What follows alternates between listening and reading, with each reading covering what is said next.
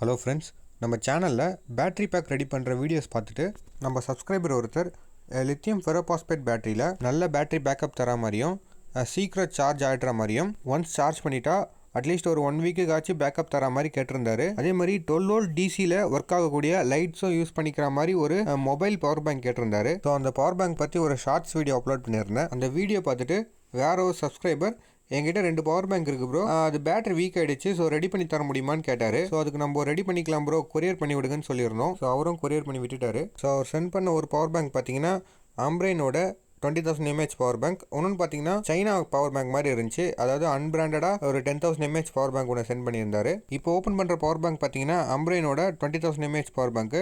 இதில் பார்த்தீங்கன்னா lithium polymer battery வந்திருக்கு.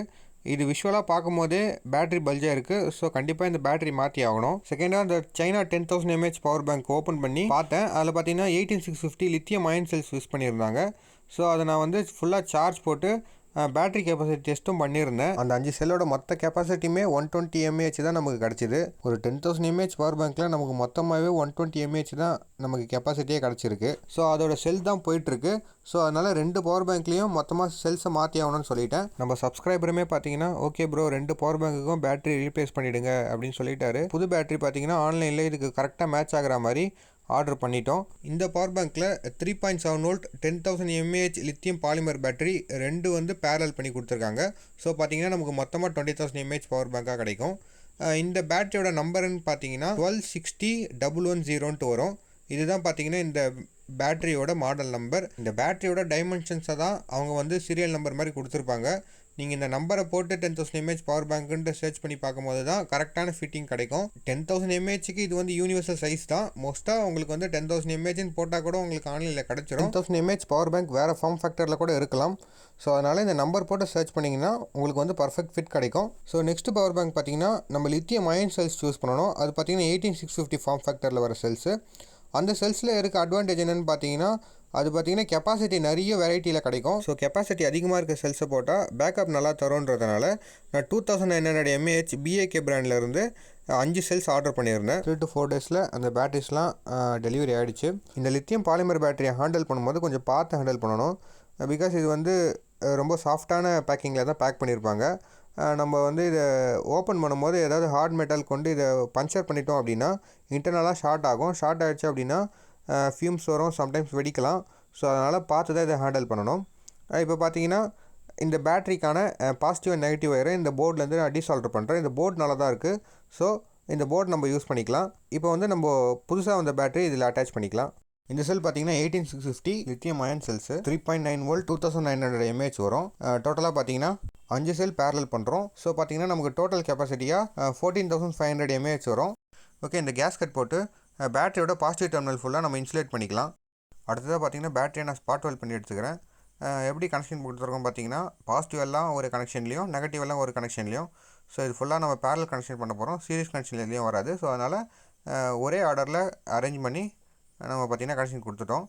வோல்டேஜ் பார்த்தீங்கன்னா இப்போ 4.21 வோல்ட் இருக்குது. ஸோ பார்த்தீங்கன்னா பேட்டரி ஃபுல் சார்ஜ் பண்ணிட்டு தான் நான் வந்து கனெக்ஷன் பண்ணேன். ஓகே, இங்கே சைடில் பார்த்தீங்கன்னா நமக்கு தேவையான அளவுக்கு நான் கட் பண்ணி எடுத்துகிட்டு இப்போ வந்து ஒயர்லாம் கனெக்ட் பண்ணுறதுக்கு சால்டரிங் பண்ணிட்டுருக்கேன். ஹீட் ப்ரொடெக்ட் பண்ண டெஃப்லான் டேப்பும் ஒட்டியிருக்கேன். அண்ட் இப்போ பார்த்தீங்கன்னா இந்த பாசிட்டிவ் டெர்மினல் வந்து அந்த ரெட் கலர் ஒயருக்கு போகணும். அதே மாதிரி இந்த நெகட்டிவ் டெர்மினலில் வந்து அந்த பிளாக் கலர் ஒயருக்கு போகணும்.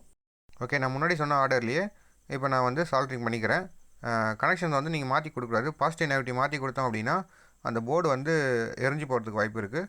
ஸோ கனெக்ஷன் கொடுக்கும்போது மட்டும் ரொம்ப கான்ஷியஸாக இருக்கணும். ஸோ அதை மைண்டில் வச்சுக்கோங்க. ஓகே, கனெக்ஷன் கொடுக்கும்போது நீங்கள் பார்த்துருப்பீங்க சார்ஜ் இண்டிகேட்டர் லைட் எரியுது. ஸோ நம்ம கனெக்ஷன் பக்கா கொடுத்தாச்சு. அடுத்து பார்த்தீங்கன்னா க்ளூ கன் போட்டு இதை நான் நல்லா ஃபிக்ஸ் பண்ணிக்கிறேன். ஓகே, எமர்ஜென்சி எல்இடி எரியுதா பார்ப்போம். ஓகே, ஃபைன், நல்லா தான் எரியுது. ஸோ ஓகே, பிரச்சனை இல்லை. அடுத்து என்ன பண்ணலான்னு பார்த்தீங்கன்னா அந்த க்ளோசிங் லிட்டு மேலே இருக்க அந்த டபுள் சைட் டேப்பெல்லாம் நம்ம எடுத்துகிட்டு ஹாட் க்ளூ போட்டு இந்த லிட்டை க்ளோஸ் பண்ணிடலாம். ஓகே, நம்ம க்ளோஸ் பண்ண பிறகு நல்லா ப்ரெஸ் பண்ணிக்கலாம். ஏன்னா இதில் பார்த்தீங்கன்னா ஒரு லாக்கிங் மெக்கானிசம் இருக்கும்.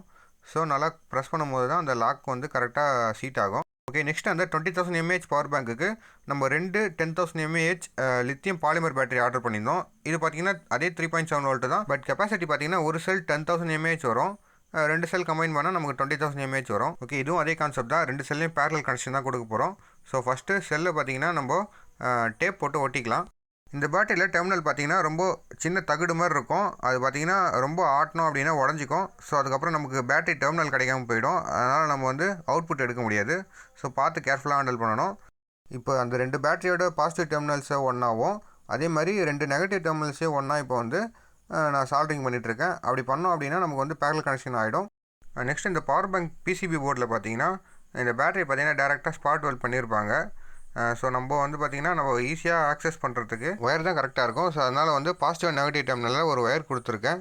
இந்த ஒயர் பார்த்திங்கன்னா நமக்கு தேவையான அளவுக்கு லென்த்து நம்ம கட் பண்ணி எடுத்துக்கலாம். ஓகே, அந்த டெர்மினல்ஸ் நடுவில் அந்த ஃபோம் ஷீட் வைக்கிறேன்.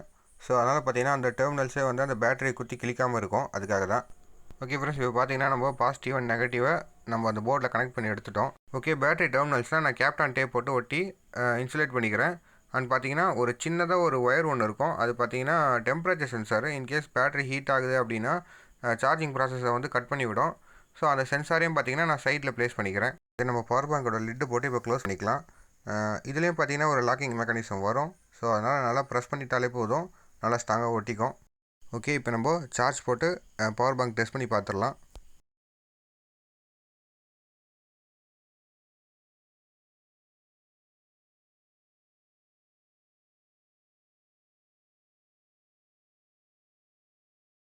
ஓகே, மொபைல் பார்த்தீங்கன்னா சார்ஜ் ஆகுது. ஓகே, நெக்ஸ்ட்டு பார்த்தீங்கன்னா இந்த ரெட் கலர் பவர் பேங்க்கையும் சார்ஜ் டெஸ்ட் பண்ணி பார்த்துடலாம்.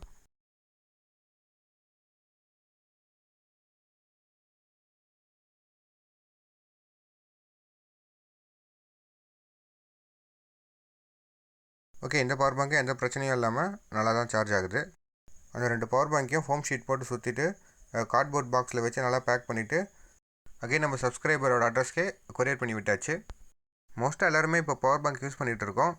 ட்ராவல் டைமில் ரொம்ப யூஸ்ஃபுல்லான ஒரு கேஜெட் தான். உங்கள் பவர் பேங்க் ஹெல்த்து குறைஞ்சாலோ இல்லை டெட் ஆகிடுச்சினாலோ புது பவர் பேங்க்குக்கு நம்ம சுவிட்ச் ஆகாமல் பழைய பவர் பேங்க்கில் இருக்க பேட்டரிஸை ரீப்ளேஸ் பண்ணிவிட்டு புது பவர் பேங்க் மாதிரியே நம்ம யூஸ் பண்ணிக்கலாம். ஓகே, இந்த வீடியோவில் நம்ம பவர் பேங்க்கை நம்மளே எப்படி ஓப்பன் பண்ணி செல்ஸை பர்ஃபெக்டாக செலக்ட் பண்ணி ஆன்லைனில் ஆர்டர் பண்ணி எப்படி கனெக்ஷன் கொடுத்து திரும்ப புதுசு நிலைமைக்கு கொண்டு வரணுன்றதை நான் இந்த வீடியோவில் சொல்லியிருக்கேன். ஓகே, இந்த வீடியோ உங்களுக்கு யூஸ்ஃபுல்லாக இருந்திருக்கும். யூஸ்ஃபுல்லாக இருந்துச்சுன்னா நமக்கு ஒரு லைக் கொடுங்க. அப்புறம் நம்ம சேனலை மறக்காமல் சப்ஸ்கிரைப் பண்ணி வச்சுக்கோங்க. இது மாதிரி எலக்ட்ரானிக்ஸ் ரிலேட்டடான வீடியோஸ் நம்ம சேனலில் நிறைய இருக்குது. அதையும் போய் செக் பண்ணி பாருங்கள். Okay, have a nice day. By.